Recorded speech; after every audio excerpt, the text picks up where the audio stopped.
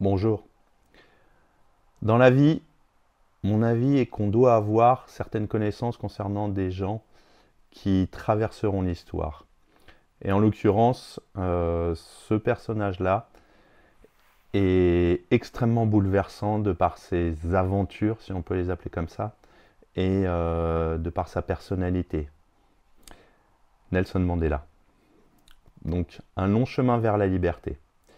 Euh, Préparez vos mouchoirs parce que si vous avez un minimum d'empathie, c'est extrêmement bouleversant, mais tout aussi intéressant. Donc je vous prie de vous asseoir, de vous mettre confortablement, d'écouter ma voix et je vais essayer d'être le plus clair possible en ayant une voix qui peut faire comprendre les instants compliqués du livre. Nelson Mandela, né en 1918, dans le petit village de Mvezo, M-V-E-Z-O, en Afrique du Sud. Il est membre de la famille royale Tembu, T-H-E-M-B-U.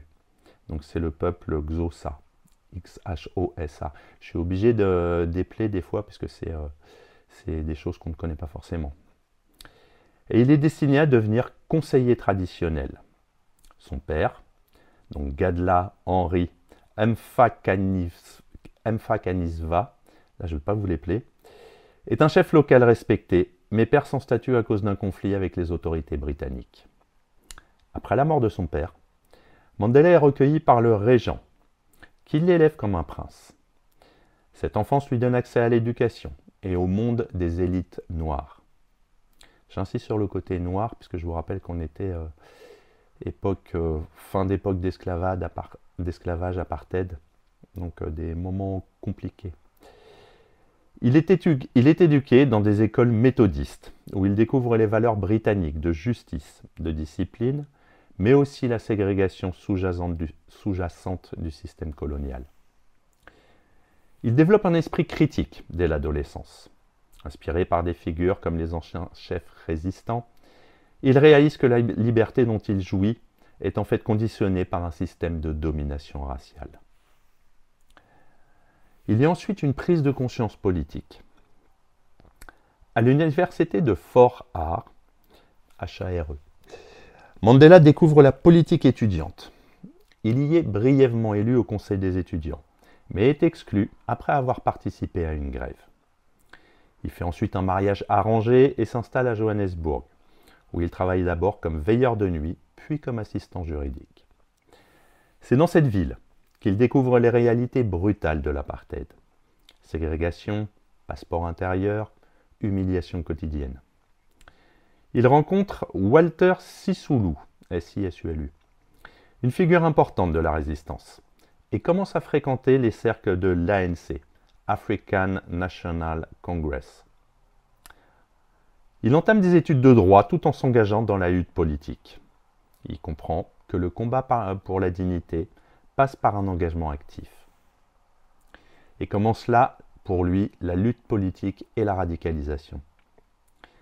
Mandela devient un militant, donc actif de l'ANC, d'abord dans sa branche jeunesse.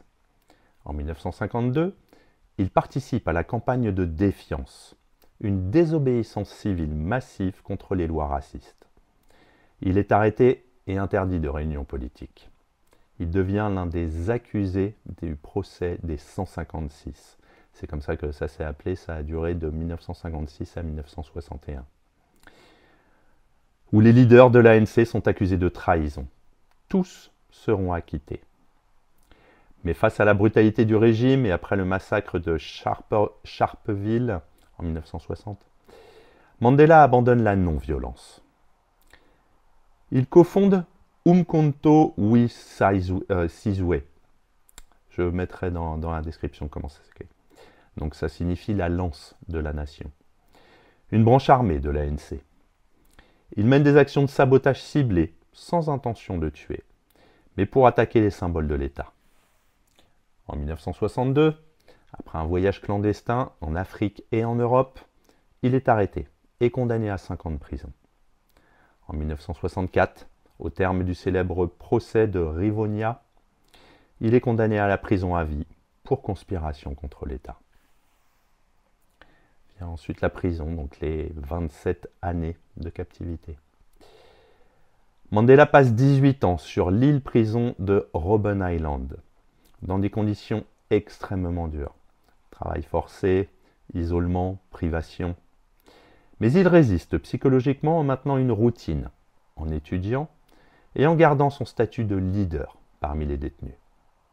Peu à peu, il devient une figure morale, même pour ses geôliers. Il se forme en autodidacte, s'initie à l'Afrikaans pour mieux comprendre l'ennemi et développe des stratégies de négociation. Il est ensuite transféré à Pollsmoor, puis Victor Verster, des prisons, on va dire, plus souples. Pendant ce temps, le monde extérieur change. Les sanctions internationales contre l'Afrique du Sud s'intensifient. Les mouvements anti-apartheid gagnent en force et Mandela devient un symbole mondial de la résistance. La 5e partie du livre, donc négociation, libération et transition. À partir de 1985, le pouvoir commence à négocier secrètement avec Mandela, isolé mais toujours influent. Il exige d'abord que l'ANC ne soit pas exclue des discussions. Son objectif, une transition pacifique vers la démocratie. Il est libéré le 11 février 1990, après donc 27 ans de captivité. Il reprend aussitôt la direction de l'ANC, légalement reconnue. Suivent 4 années de négociations délicates, entre violence des extrêmes, manœuvres politiques et menaces de guerre civile. Et enfin, en 1994, lors des premières élections libres et multiraciales de l'histoire sud-africaine, Mandela devient le président de la République. C'est ainsi que se termine le livre. C'est tout d'abord un témoignage personnel et politique. Donc, un long chemin vers la liberté, je vous rappelle le titre, est à la fois une autobiographie intime et un document historique majeur. Mandela y raconte non seulement sa vie, mais celle d'un peuple en lutte. Le ton est humble, mesuré, presque dépouillé, mais toujours empreint de dignité et de détermination. Loin de s'ériger en héros, Mandela montre ses hésitations, ses erreurs, ses doutes. Son récit est sincère. Il n'étudie pas sa jeunesse rebelle, son rôle dans la lutte armée, ni les tensions internes à l'ANC. Il n'élude pas. Il reconnaît la complexité des décisions à prendre dans un contexte de violence, d'oppression et de méfiance. Il y a aussi une pédagogie de la liberté. Mandela construit un discours universel sur la liberté. Sa lutte dépasse le cadre sud-africain. Elle parle à toutes les sociétés marquées par l'injustice. Le livre insiste sur la patience, la stratégie et le refus de la haine. Il critique l'apartheid sans tomber dans le ressentiment.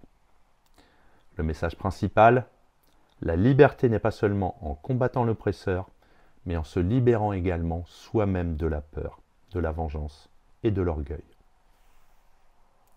Le style du livre est sobre, presque austère parfois. Mandela ne cherche pas à impressionner, il veut transmettre. Les faits sont racontés de manière linéaire, parfois chronologique, parfois thématique. Les émotions sont présentes, mais toujours contenues. Ça donne au texte une force tranquille, à l'image de l'homme. Le récit est aussi marqué par une incroyable résilience psychologique. Ce qui aurait pu être un livre amer devient un manuel de courage, de lucidité et d'humanité. Donc évidemment, les personnages sont Nelson Mandela, qui apparaît donc comme un homme en transformation permanente. Winnie Mandela, donc une femme de caractère qui incarne une forme de radicalité nécessaire, puisqu'elle milite activement pendant que Mandela est emprisonné. Walter Sisulu, donc le mentor et ami fidèle de Mandela, il joue un rôle central dans la formation politique de Mandela. Oliver Tambo, c'est l'homme de la diplomatie internationale de l'ANC. Et enfin, Frédéric de Klerk, donc président blanc sud-africain qui accepte de négocier la fin de l'apartheid. Mandela le décrit comme un homme complexe, Courageux à certains moments, mais parfois hésitant. Leur relation est professionnelle, marquée par la méfiance, mais aussi par un grand respect mutuel. Pour conclure, un long chemin vers la liberté n'est pas seulement l'histoire d'un homme, c'est le récit d'un combat collectif contre l'injustice, raconté par bien évidemment l'un de ses plus illustres partisans. Ce livre est d'une richesse rare, car il allie une dimension historique, une portée politique et une force humaine. Et Nelson Mandela, il mérite qu'on dise bien son nom, nous laisse ici une leçon de courage et d'humilité, mais surtout un appel à ne jamais se résigner devant l'oppression. Il démontre que la liberté est un chemin, non un don, et que ce chemin commence toujours par la liberté intérieure. À bientôt.